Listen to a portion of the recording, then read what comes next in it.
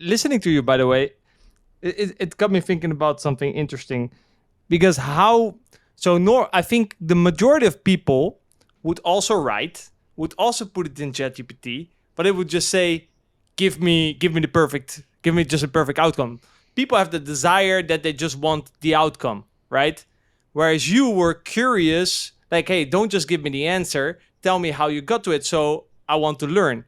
But I think the majority of people just want the outcome, which I think you can link perfectly back to poker with like solvers. A lot of people just want to know, what do I have to do, and they kind of they don't have the curiosity to uncover, like, hey, how you got there. That I find the interesting part. And then I thought, like, okay, on one side you could say that with AI more people have access to it, so it could level the playing field. But like you just said, I think actually it will only make the gap bigger because it's your mindset towards it, right? And how you use it. You will only get better, and the people who are looking for shortcuts, they will only fall further behind. Do you think it will level the playing field, or do you agree with me that it will probably only amplify the people who have your approach? They will only become better, and the rest will only fall further behind. Even though you I could mean, say, hey, we now have access to the same tool. it depends how many bots are in the pool, right? Like that's the danger. Like the existential danger is that you're actually not playing against a human, and that they are either like assisted or completely like that there's a bot playing, because that outcome, it was always kind of like annoying in poker. Like just being up against bots is annoying because they're filling the seat of a potentially weaker player, whether it's a regular or a recreational player. So it makes for like a different type of playing experience. But the bots used to be pretty bad. I'd never really battled bots, but I had some heads up guys that were like beating bots for 5 EB100 and just like taking that money to the bank and enjoying it. But the problem becomes once you start applying real-time analytics to that, you're not going to be able to run them over by overbuffing the river, and they're not adjusting, right? So it's kind of rolling it back to that. I think that's a bigger picture question that I think is under talked about in poker. I have some potential, like maybe want to explore a couple of solutions. I don't like talking about problems. I like talking about like how would I solve this. But I think from a personal competitive advantage point of view, definitely, right? Like it's like that with everything. Like just going back to the analogy of the guy showing up to the job interview with a shovel when there's a concrete truck or like a concrete spaceship, even to really drive home the point. That's of course gonna be natural selection. And I think we're already seeing that. If you would like map out the poker ecosystem and see who's winning and who's losing and why, and like do a deeper dive analysis there, you're probably going to realize that the people that are more curious, more action oriented, more solutions oriented. Maybe solutions oriented is better than action oriented. Like they're more solutions oriented, and then like they take action to make those craft those solutions. They're going to be the big winners in the pool, and it's always going to be like that in any environment. It doesn't matter if it's poker. Poker is nice because it is this kind of like dynamic and relatively flexible equilibrium, but you can map it out easily. Like you don't have to be a rocket scientist to understand how it works, because you're constantly trading money. Like I see poker players as a hybrid between a trader and a tennis player. Like you have to show up for practice yourself. You have to keep hitting the ball. It's kind of grueling. It's ups and downs. Like tennis has less variance, but then you like integrate trading in that part of the algorithm, and now your job is just to like make as many like small trades as possible. Every bet is a trade essentially. I mean, both has a ball, right? Like if you look at, I'm not an expert at Novak Djokovic. I haven't read his biography, but like the way that he's managed his career seems like very on point, and that's why he has the results that he has. And you can look at some YouTube videos where like the statistics is not that much, right? Like he used to bat an average of like winning whatever, like slightly less than 50% of points.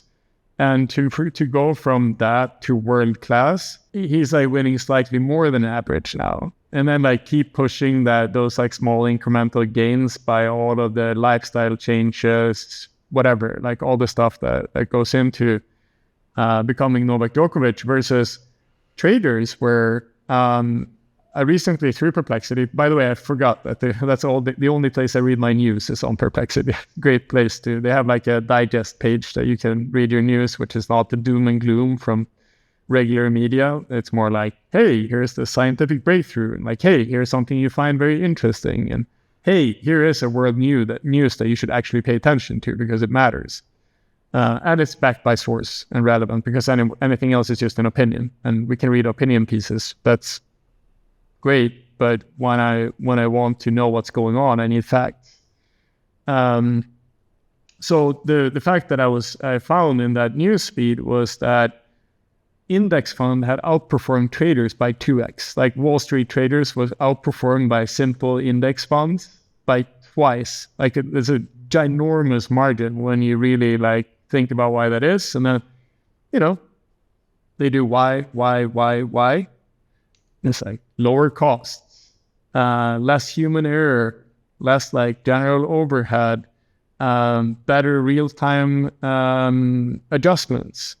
So like I think it's like a perfect example that kind of illustrates the point of when you augment both, right? Like the Novak Djokovic and his process to become an elite competitor, and like doing those incremental gains for you as an athlete, like in our case, mind athletes for the most part, but like you have to power that with your physical performance as well, obviously. Nutrition and anything else that kind of fuels performance. And you add the data analytics and insights and real-time predictions and cutting costs and becoming more efficient. Now you're supercharged, right? Like now you have the best of both worlds, and a very data-driven way as well to get predictably good outcomes, which I think is like there's never been a more sure time to be successful if you apply yourself, because you can now do your market research. Like I could have an idea. I do this all the time. I have an idea, and I used to have to go through this whole process of proving that this is a good idea. And imagine like going back to like the distractions, like imagine how many times I get distracted in that process and I go off and I do something I'm not supposed to do.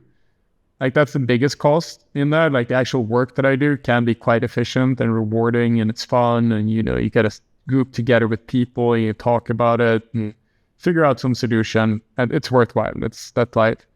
But the distractions, that's a big cost. And now I can do my market research. I can say like, hey, I have this idea I think is really good. Could you help me kind of spawn the idea a little bit further so it's not my half-baked idea of what that would be? Can you make that into something compact? And then I put it through one of the research engines. I can't wait to use Manus. I haven't used it yet, but like some kind of research engine, like deep search, like Elicit. If you haven't checked out Elicit, I will give you a recommendation. It's incredibly powerful. It's like they're outperforming every other research engine on the benchmark. So check that one out. It's also more like it's putting it like you would in a very academic paper. Right? It's like it's an academic paper engine. So you can, if you have a big question, I go there, but it costs you a fair bit of money to run your data that way. If you have a smaller question, you just do like a quick like grok search on a deep search, and you're gonna get back, here's your initial market research.